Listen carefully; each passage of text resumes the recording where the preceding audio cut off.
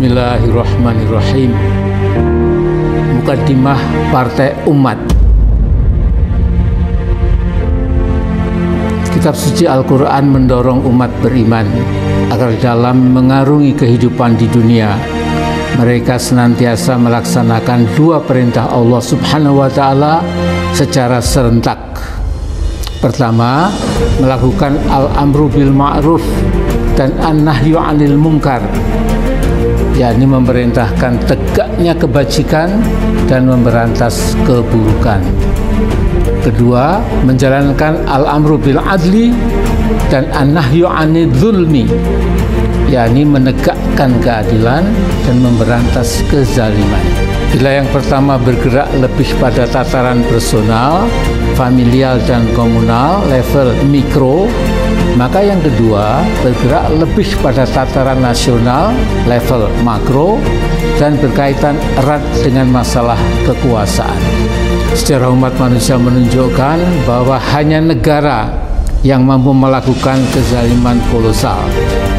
Tapi sebaliknya pula, hanya negara yang dapat menegakkan keadilan secara merata. Dengan memiliki sarana dan aparat yang lengkap serta kekuasaan yang paling besar, negara dapat melancarkan kezaliman politik, kezaliman ekonomi, kezaliman sosial, kezaliman hukum, bahkan kezaliman kemanusiaan. Namun hanya negara pula yang dapat menegakkan keadilan bagi semua rakyatnya. Semua tergantung pada pemerintah yang sedang berkuasa. Apakah sedang membela kepentingan rakyat dan umat, atau sebaliknya sedang membela kepentingan konglomerat dan korporatokrat. Pada akhirnya, segolongan umat manusia harus berikhtiar untuk menegakkan keadilan sekaligus melawan kezaliman secara sistematik lewat perjuangan politik. Partai Umat insya Allah bertekad akan bekerja dan berjuang bersama anak bangsa lainnya melawan kezaliman dan menegakkan keadilan.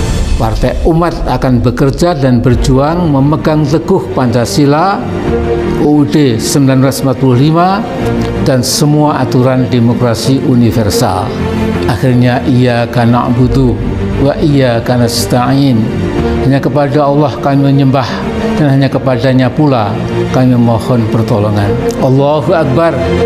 Merdeka!